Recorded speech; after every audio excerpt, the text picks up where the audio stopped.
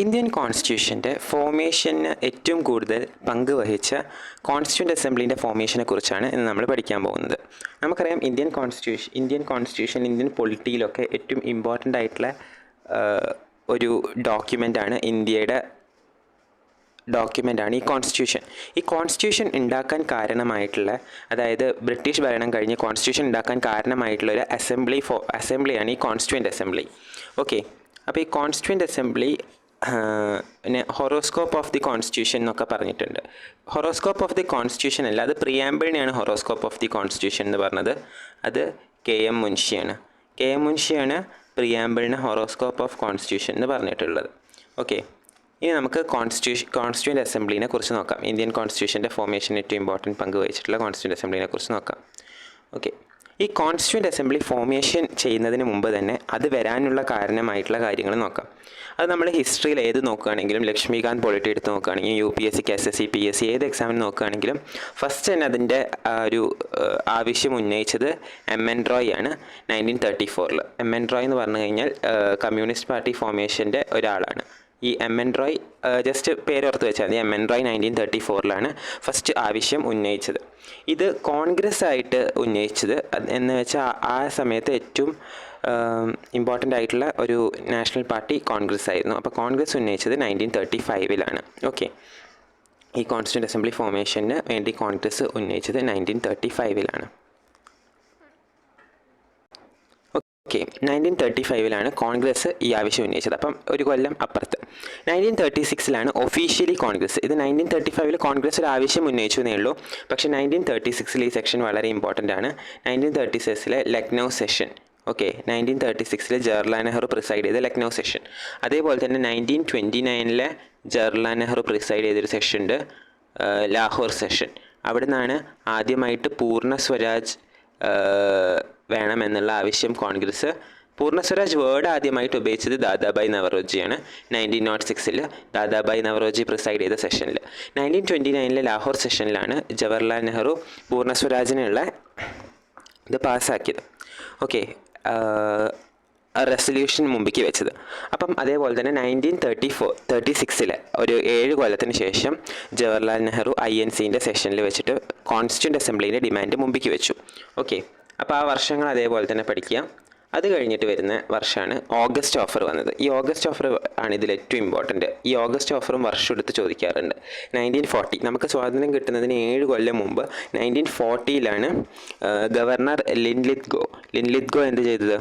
August offer തന്നത്. അതായത് ഒരു സൈഡിൽ നിന്ന് ഇന്ത്യ കോൺഗ്രസ്, മുസ്ലിം ലീഗ് ഇവരെല്ലാവരും കൂടി INC, ഇന്ത്യ എന്ന് പറഞ്ഞാൽ നമുക്ക് ഇന്ത്യ ആയിട്ട് തന്നെ പറയാം.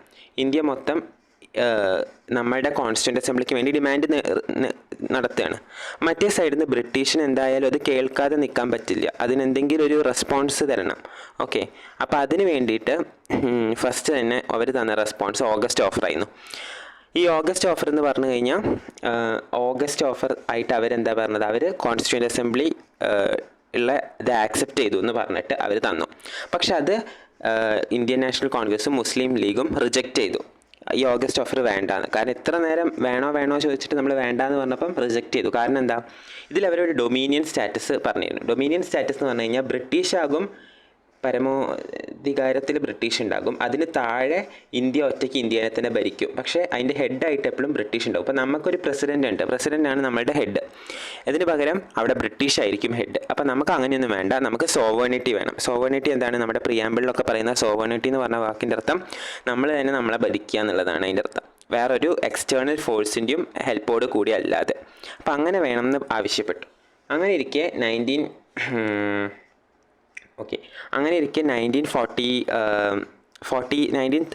നമ്മളിപ്പോൾ 34ഉം 35 ഒരുമിച്ച് പഠിക്കുക. അത് കഴിഞ്ഞിട്ട് 36. ഓക്കെ, ഇതാണ് 3 ആവശ്യങ്ങൾ വന്നത്. ഇത് MN റോയ്, കോൺഗ്രസ് ഒഫീഷ്യലി.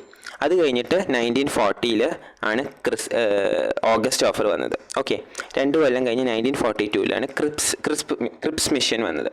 ഈ ക്രിപ്സ് മിഷൻ എന്ന് പറഞ്ഞു കഴിഞ്ഞാൽ 1942 ആണ് സ്റ്റാർട്ട് ചെയ്തത്. ഓക്കെ, അപ്പോൾ ഇത് രണ്ടും ഒരുമിച്ച് പഠിക്കുക. ഈ ക്രിപ്സ് മിഷൻ എന്താണെന്ന് നമുക്ക് നോക്കാം. ഈ ഓഗസ്റ്റ് ഓഫർ കഴിഞ്ഞിട്ട് ജവഹർലാൽ നെഹ്റുവും വിനോദ് ഭാവേയും ഇൻഡിവിജ്വൽ സത്യാഗ്രഹം സ്റ്റാർട്ട് ചെയ്തിട്ടുണ്ട്. ഇൻഡിവിജ്വൽ സത്യാഗ്രഹമായിട്ട് എപ്പോഴും ലിങ്ക് ചെയ്ത് പറയുന്നത് വിനോദ് ഭാവേനെയാണ്. ഓക്കെ, ഇനി അടുത്ത് നോക്കാം.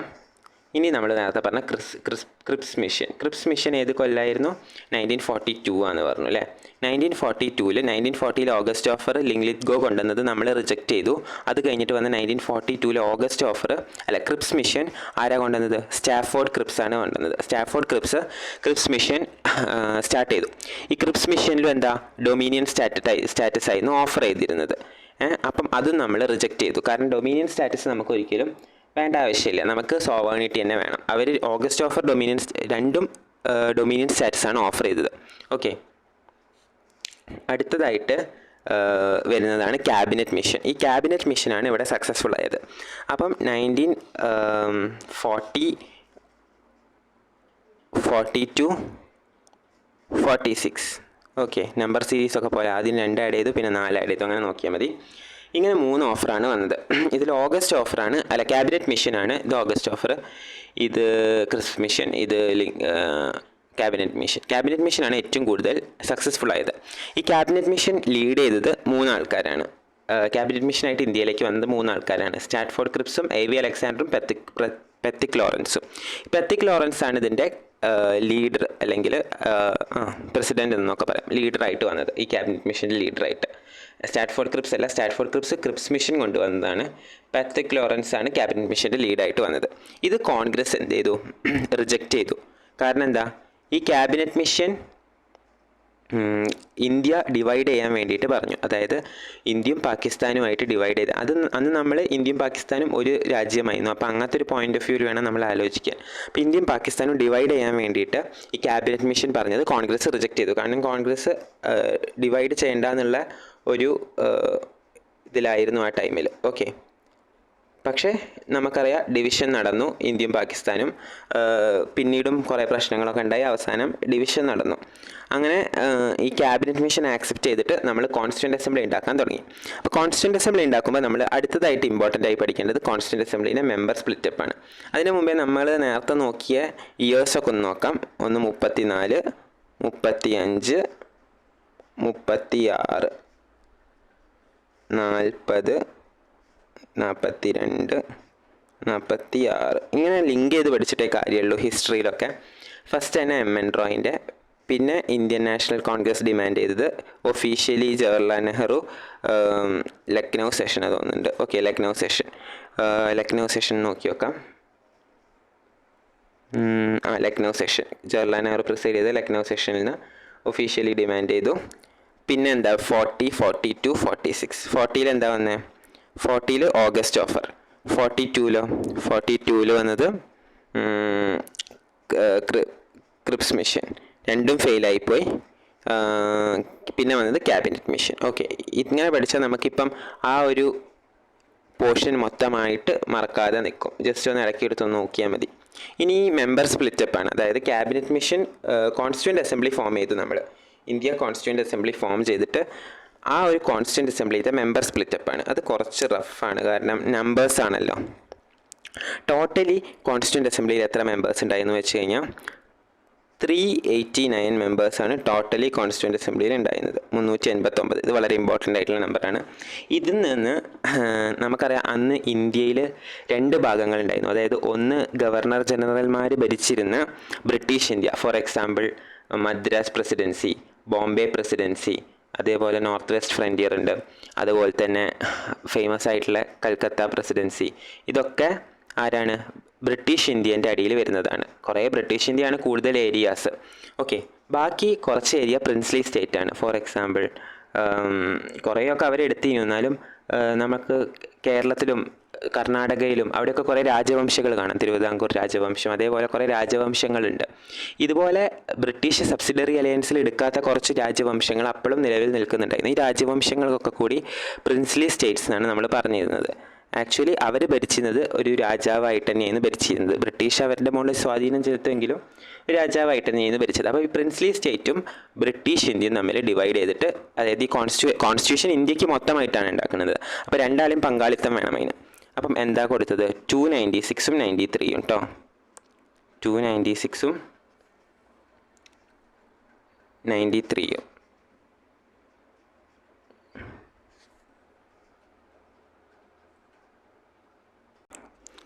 ഓക്കെ 296ഉം 93യും. ഈ 296 ബ്രിട്ടീഷ് ഇന്ത്യയിൽ വരുന്ന 2 സ്പ്ലിറ്റപ്പ് വരുന്നുണ്ട്.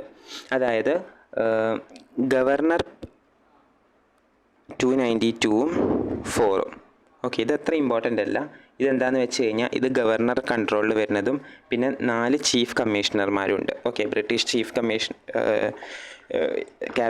പാർലമെൻറ്റിലൊക്കെ ഉണ്ടാകുന്ന ഒരു ആൾക്കാരാണ് ഈ ചീഫ് കമ്മീഷണർമാർ. അപ്പം അങ്ങനെ ഒരു സ്പ്ലിറ്റപ്പും വരുന്നുണ്ട്. ഇതാണ് ഏറ്റവും ഇമ്പോർട്ടൻറ്റ്. 296 ബ്രിട്ടീഷും 93 പ്രിൻസിലി സ്റ്റേറ്റും. ഇത് രണ്ടും കൂടി ആഡപ്പ് ചെയ്താൽ 389 കിട്ടും. അപ്പോൾ ഈ 3 നമ്പറും എന്തായാലും മറക്കരുത്. ഓക്കെ, ഇനി എന്തായിരുന്നു നമ്മളുടെ വോട്ട് പ്രപ്പോർഷൻ എന്ന് പറഞ്ഞു കഴിഞ്ഞാൽ 1 സീറ്റ് ഫോർ 1 മില്യൺ ആയിരുന്നു. 1 മില്യൺ ആൾക്കാരെ റെപ്രസെൻറ്റ് ചെയ്യാൻ ഒരു സീറ്റായിരുന്നു ഉണ്ടായിരുന്നത്. ഓക്കെ, അന്നത്തെ പോപ്പുലേഷനൊക്കെ കണക്കിലെടുത്തിട്ടാണ് ഈ ഒരു ഇത് കൊണ്ടുവന്നത്. ബ്രിട്ടീഷ് എന്ത് ചെയ്തു, ഈ പ്രൊവിഷണൽസൊക്കെ ഡിവൈഡ് ചെയ്തൊക്കെ കഴിഞ്ഞ് പ്രൊപ്പോർഷണൽ റെപ്രസെൻറ്റേഷൻസും വെച്ചിട്ട് സിംഗിൾ ട്രാൻസ്ഫറബിൾ വോട്ട് വെച്ചിട്ട് വോട്ടിംഗ് ഒക്കെ ചെയ്തു. എന്നിട്ടാണ് നമ്മളുടെ കോൺസ്റ്റിറ്റ്യൂൻ്റ് അസംബ്ലി ഉണ്ടായത്. ഓക്കെ, എലക്ഷൻ നടന്നത് ജൂലൈ ടു ഓഗസ്റ്റ് ആണ്. ജൂലൈ മാസം മുതൽ ഓഗസ്റ്റ് മാസം വരെ. വർഷം ഏതാന്ന് പറയേണ്ടതില്ലല്ലോ. ക്യാബിനറ്റ് മിഷൻ വന്ന വർഷമാണ്. ഏതാ, 40 ആണോ? അല്ല, 40 ഓഗസ്റ്റ് ആണ്. 42 എന്താണ്, ക്രിപ്സ് മിഷനാണ്. അപ്പോൾ 1946 ഈ ഒരു എലക്ഷൻ നടന്നത് ജൂലൈ ഓഗസ്റ്റിൽ. ഓക്കെ, ഈ എലക്ഷൻ്റെ റിസൾട്ടും ഇമ്പോർട്ടൻ്റ് അല്ല, അറിഞ്ഞു വയ്ക്കേണ്ടതാണ്. അതായത് എലക്ഷൻ ഉണ്ടായിട്ട് എലക്ഷനിൽ ഒരു റിസൾട്ട് ഉണ്ടാവുമല്ലോ. 208 ആൾക്കാർ കോൺഗ്രസ്സിലായിരുന്നു. ഇപ്പം നമുക്ക് എലക്ഷന് ഓരോ റിസൾട്ട് ഉണ്ടാവില്ലേ, ഓരോ പാർട്ടിക്ക് എത്ര കിട്ടി. 208 ആൾക്കാർ കോൺഗ്രസ് എന്നായിരുന്നു. മുസ്ലിം ലീഗിന് കിട്ടിയത് 73 ആൾക്കാരെയാണ്. പിന്നെ 15 ഇൻഡിപെൻഡൻറ്റ് കാൻഡിഡേറ്റ്സും ഉണ്ടായിരുന്നു. ഓക്കെ, അത് ചിലപ്പം പ്രിൻസ്ലി സ്റ്റേറ്റ് ആവാം, അല്ലെങ്കിൽ കോൺഗ്രസ്സിന് ജോയിൻ ചെയ്യാത്ത ആൾക്കാരാക്കാം. ഓക്കെ, അങ്ങനെയാണ് എലക്ഷനിൽ റിസൾട്ട് വന്നത്. ഓക്കെ, മറ്റേ നമ്പേഴ്സ് 389. നമ്മൾ കുറേ പഠിച്ചു കഴിഞ്ഞാൽ നമുക്ക് മനസ്സിൽ നിൽക്കും. 296ഉം 93യും. നമ്മളെന്താണെന്ന് വെച്ച് കഴിഞ്ഞാൽ ഈ സ്ക്വയറൊക്കെ പഠിക്കുന്ന പോലെ ഈ ഒരു നമ്പർ മനസ്സിൽ നിൽക്കേണ്ടതാണ്. ഇത് സ്ക്വയറായിട്ട് തന്നെയാണ് വരുന്നത്. ഈ 389 ഒരു 100 മൈനസ് ചെയ്ത് കഴിഞ്ഞാൽ നമുക്ക് 17ൻ്റെ സ്ക്വയർ കിട്ടും. ഓക്കെ, ഇനി ഈ 296 ഒരു 100 കുറച്ച് കഴിഞ്ഞാൽ നമുക്ക് 14ൻ്റെ സ്ക്വയർ കിട്ടും. 17ഉം 14. ഓക്കെ, അങ്ങനെയൊക്കെ വെച്ച് ഓർത്താലും മതി. പക്ഷെ അങ്ങനെ വേണ്ട, ഇത് ജസ്റ്റ് നമ്മൾ ഓർത്താൽ തന്നെ നമുക്ക് കിട്ടും. എലക്ഷൻ റിസൾട്ടിൻ്റെ നമ്പർ അത്ര ഇമ്പോർട്ടൻ്റ് അല്ല. എന്നാലും കോൺഗ്രസ് ആയിരുന്നു ജയിച്ചത്. 208 സീറ്റ് കിട്ടിയിട്ടെന്ന് ഓർത്താൽ മതി. ഇൻഡിപെൻഡൻ്റ് ഒന്നും അങ്ങനെ ഓർത്ത് വെക്കണം എന്ന് നിർബന്ധമില്ല. ഓക്കെ, അടുത്തത് ഈ കോൺസ്റ്റിറ്റ്യൂൻ്റ് അസംബ്ലി ഫോം ചെയ്ത് കഴിഞ്ഞിട്ട് അവർ ഇൻട്രീം ഗവൺമെൻറ്റിനെ ഉണ്ടാക്കി. അതായത് ഈ കോൺസ്റ്റിറ്റ്യൂൻ്റ് അസംബ്ലി ഫോം ചെയ്ത് കഴിഞ്ഞ് നമുക്ക് സ്വാതന്ത്ര്യം റിപ്പബ്ലിക് ആകുന്നവരെ ഒരു ഗവൺമെൻറ്റിന് ആവശ്യമുണ്ടല്ലോ. 1950 നമ്മുടെ ശരിക്കത്തെ ഇലക്ഷൻ നടന്ന് ജവഹർലാൽ നെഹ്റു പ്രധാനമന്ത്രിയായി വന്നത്. അതിന് മുമ്പേ നമുക്കൊരു ഗവൺമെൻറ്റിന് ആവശ്യമുണ്ട്. ആ ഒരു ഗവൺമെൻറ്റിനെ ഈ കോൺസ്റ്റിറ്റ്യൂൻ്റ് അസംബ്ലി ഉണ്ടാക്കി. ആ ഗവൺമെൻറ്റിൽ അതിൽ ആരൊക്കെയായിരുന്നു നോക്കാം. അതിൽ പ്രസിഡൻറ്റ് ഓഫ് ഓക്കെ, ഈ ഇന്ത്യൻ ഗവൺമെൻറ്റിൻ്റെ പ്രസിഡൻറ്റ് സ്ഥാനം വഹിച്ചിരുന്നത് നമുക്കറിയാം. ക്രിപ്സ് മിഷൻ വഴി വന്നതായതുകൊണ്ട് പ്രസിഡൻറ്റ് സ്ഥാനം എന്തായാലും ബ്രിട്ടീഷുകാർക്ക് തന്നെയാകും. ആദ്യം വെയ്വലായിരുന്നു. പിന്നെ നമ്മുടെ സ്വാതന്ത്ര്യം കിട്ടുമ്പോൾ നമ്മുടെ ഗവർണറായിരുന്ന മൗണ്ട് ബാറ്റൻ ആയിരുന്നു. ഓക്കെ, അപ്പം ഇത് രണ്ടുമായിരുന്നു ആദ്യത്തെ പ്രസിഡൻറ്റ് നമ്മുടെ. അത് കഴിഞ്ഞിട്ട് നമുക്ക് ഇമ്പോർട്ടൻ്റ് ആയിട്ടുള്ളത് ബാക്കിയുള്ള പോർട്ട്ഫോളിയോസ് ഹാൻഡിൽ ചെയ്തത് വൈസ് പ്രസിഡൻ്റായിട്ട് ജവഹർലാൽ നെഹ്റു ഉണ്ടായിരുന്നു. പിന്നെ അതേപോലെ ഇതിൽ ഡിഫൻസ് ചോദിക്കാറുണ്ട്, ബാൽദേവ് സിംഗ്. അതേപോലെ തന്നെ ഇൻഡസ്ട്രീസ് ജോൺ മത്തായി. ഇതത്ര ഇമ്പോർട്ടൻ്റ് അല്ല. ഡിഫൻസ് ചോദിക്കാറുണ്ട് കേട്ടോ എപ്പോഴും. ഹെൽത്തും റെയിൽവേ ആസിഫ് അലിയാണ് റെയിൽവേ ആയിട്ടുണ്ടായിരുന്നത്. Food and agriculture Rajendra Prasad ചോദിക്കാറുണ്ട്. എഡ്യൂക്കേഷൻ സി രാജഗോപാലാചാരി ചോദിക്കാറുണ്ട്. ഓക്കെ, വല്ലഭായ് പട്ടേലായിരുന്നു ഹോം മിനിസ്റ്റർ. പിന്നെ ഇൻഫർമേഷൻ ബ്രോഡ്കാസ്റ്റിങ്ങും. ഓക്കെ, ഇതൊക്കെയാണ് മെയിനായിട്ടുണ്ടായിരുന്ന വകുപ്പുകൾ. അബ്ദുൾ റാബ് നിഷ്താർ അങ്ങനെ ചോദിക്കാറില്ല, എന്നാലും അറിഞ്ഞു വയ്ക്കുന്നത് നല്ലതാണ്. ഇത്ര ആൾക്കാരെ മെയിനായിട്ട് ലേബർ ചോദിക്കാറുണ്ട്, ജഗ്ജീവൻ റാം. ഓക്കെ, ഇത്ര ആൾക്കാരെ മെയിനായിട്ട് അറിഞ്ഞു വെച്ചാൽ മതി. ഓക്കെ, അപ്പോൾ ഇതാണ് നമ്മുടെ ഇൻട്രീം ഗവൺമെൻറ് അങ്ങനെ എടുത്ത് ചോദിക്കാറില്ല അധികം. എന്നാലും ഒരു ഇൻട്രീം ഗവൺമെൻറ് ഉണ്ടായിരുന്നു ഒരു ഫാക്റ്റ് അറിഞ്ഞു വെക്കണം, എന്നാലേ നമുക്കൊരു കണക്ഷൻ കിട്ടുള്ളൂ. ഓക്കെ, എന്നിട്ട് കുറേ സെഷൻസിലിരുന്നിട്ട് നമ്മൾ കോൺസ്റ്റിറ്റ്യൂൻ്റ് അസംബ്ലി ഡ്രാഫ്റ്റ് ചെയ്തിട്ട് ലാസ്റ്റ് സെഷൻ കണ്ടു. കോൺസ്റ്റിറ്റ്യൂൻ്റ് അസംബ്ലിയുടെ ലാസ്റ്റ് സെഷൻ 24 ജനുവരി 1950 ആണ്. എന്താണ് ഈ ഡേറ്റിൻ്റെ പ്രത്യേകത? 26 നമുക്ക് 26 ജനുവരി 1950 ആണ് നമ്മുടെ റിപ്പബ്ലിക് ഡേ ആയിട്ട് ആഘോഷിക്കുന്നത് അല്ലേ? അല്ല 26 ജനുവരിയാണ് ആഘോഷിക്കുന്നത്. അതിന് കാരണം ഈ ഒരു ഇതാണ്. പിന്നെ അതുപോലെ തന്നെ 26 നവംബർ 1949 എന്താണ് കോൺസ്റ്റിറ്റ്യൂഷൻ ഡേ 26 നവംബർ ആഘോഷിക്കാൻ കാരണം ഇതാണ്. 26 നവംബറിനൊക്കെ ഈ ഒരു ടൈം കഴിഞ്ഞിട്ട് വരുന്നതാണ് 26 നവംബർ 1949. ഓക്കെ, അപ്പോൾ ഇതൊക്കെയാണ് നമ്മുടെ കോൺസ്റ്റിറ്റ്യൂൻ്റ് അസംബ്ലിൻ്റെ സെഷൻസ്. ഇതിൽ ഏറ്റവും ഇമ്പോർട്ടൻ്റ് ആയി പഠിക്കേണ്ട ഈ ഒരു 3 സെഷൻസാണ്. ഇതൊക്കെ ഫസ്റ്റ് സിറ്റിംഗ് അങ്ങനെ ടോട്ടൽ 11 സിറ്റിംഗ് ഉണ്ടായിരുന്നു. ഓക്കെ, അപ്പോൾ നമ്മൾ അതെല്ലാം പഠിക്കണമെന്നില്ല, സെഷൻസ് എല്ലാം പഠിക്കണമെന്നില്ല. നമ്മൾ ഏറ്റവും ഇമ്പോർട്ടൻ്റ് ആയി പഠിക്കേണ്ടത് ലാസ്റ്റ് സെഷൻ എപ്പോഴാണ് പഠിക്കണം. അതേപോലെ തന്നെ ഈ 3 പഠിക്കണം. ഈ 9, 13, 22 ഈ 9, 13 ആണ് ഏറ്റവും ഇമ്പോർട്ടൻ്റ് ആയിട്ട് പഠിക്കുക. ഈ 9ാമത്തെ സെഷനിൽ 9 ഡിസംബറിനാണ് 9 ഡിസംബറിനാണ് ഒബ്ജക്റ്റീവ് റെസൊല്യൂഷൻ 9 ഡിസംബറിനാണ് ഫസ്റ്റ് സെഷൻ. അതുകൊണ്ടാണ് അത് ഇമ്പോർട്ടൻ്റ് ഉള്ളത്. 9 ഡിസംബർ 1946. ഓക്കെ, നമ്മുടെ എലക്ഷൻ നടന്നത് ജൂലൈ ഓഗസ്റ്റിലാന്ന് പറഞ്ഞു. അത് കഴിഞ്ഞ് ഇൻട്രീം ഗവൺമെൻറ് ഒക്കെ ഫോം ചെയ്ത് ഈ ഒരു സംഭവം സ്റ്റാർട്ട് ചെയ്തത് 9 ഡിസംബറിനാണ്. ഈ ഒരു സെഷനിൽ നമ്മുടെ പ്രസിഡൻ്റ് ആയിട്ടുണ്ടായിരുന്നത് സച്ചിദാനന്ദ സിൻഹ എന്ന് പറഞ്ഞ ആളാണ്. സച്ചിദാനന്ദ സിൻഹ എന്ന് പറഞ്ഞു കഴിഞ്ഞാൽ അന്നത്തെ ഏറ്റവും അതിലത്തെ മുതിർന്ന ആളായിരുന്നു. അതുകൊണ്ടാണ് സച്ചിദാനന്ദൻ സിൻഹേനെ അതിൻ്റെ പ്രസിഡൻ്റാക്കി വെച്ചത്. അതൊരു ഫ്രഞ്ച് പ്രാക്ടീസാണ്, എൽഡസ്റ്റ് പേഴ്സണിനെ വയ്ക്കുന്നത്. അതുപോലെ 13 ഡിസംബറിന് സച്ചിദാനന്ദ സിൻഹ മാറി നമ്മുടെ ആദ്യത്തെ പ്രസിഡൻ്റായ രാജേന്ദ്ര പ്രസാദിനെ എലക്ട് ചെയ്തു.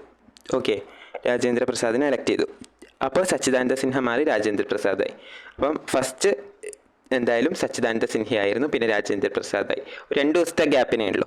അതുകൊണ്ടാണ് 9, 13 ഇമ്പോർട്ടൻ്റ് ആണെന്ന് പഠിക്കുന്നത്. പിന്നെ 13-ാം തീയതി വേറൊരു ഇമ്പോർട്ടൻ്റ് കൂടിയുണ്ട്. അന്നാണ് ഒബ്ജക്റ്റീവ് റെസൊല്യൂഷൻ ജവഹർലാൽ നെഹ്റു അവതരിപ്പിച്ചത്. എന്താണ് ഈ ഒബ്ജക്റ്റീവ് റെസൊല്യൂഷൻ? ഈ ഒബ്ജക്റ്റീവ് റെസൊല്യൂഷനാണ് പിന്നീട് നമ്മളുടെ പ്രിയാമ്പിളായിട്ട് വന്നത്. ഓക്കെ, ഈ ഒബ്ജക്റ്റീവ് റെസൊല്യൂഷൻ ജവഹർലാൽ നെഹ്റു വായിച്ചത് ആദ്യമായിട്ട് അന്നായിരുന്നു. 22 ജനുവരി 1947 ഒബ്ജക്റ്റീവ് റെസൊല്യൂഷൻ അഡോപ്റ്റ് ചെയ്തു നമ്മുടെ കോൺസ്റ്റിറ്റ്യൂൻ്റ് അസംബ്ലി. അന്ന് വായിച്ചെങ്കിലും അഡോപ്റ്റ് ചെയ്തത് 22 ജനുവരിക്കായിരുന്നു. അപ്പോൾ ഇത്രയൊക്കെയാണ് നമ്മളുടെ ബേസിക്കായിട്ട്. ഇനിയും കുറേ കാര്യങ്ങളുണ്ട്, ഇവൻ്റെ ഫോർമേഷനായിട്ട് ഡ്രാഫ്റ്റിംഗ് കമ്മിറ്റി ഇതൊക്കെ ഉണ്ട്. പക്ഷേ ബേസിക്കായിട്ട് ഈ ക്യാബിനറ്റ് മിഷൻ വന്നതും ഈ ഫോർമേഷനുമായിട്ട് ബന്ധപ്പെട്ടുള്ള ഒരു കോൺസ്റ്റിറ്റ്യൂഷൻ പൊളിറ്റി നമ്മൾ ആർട്ടിക്കിൾസൊക്കെ പഠിച്ചു തുടങ്ങുന്നതിൻ്റെ മുമ്പേ പഠിക്കേണ്ട ഏറ്റവും ബേസിക്കായിട്ടുള്ള കുറച്ച് ചാപ്റ്റേഴ്സാണിത്. ഓക്കെ.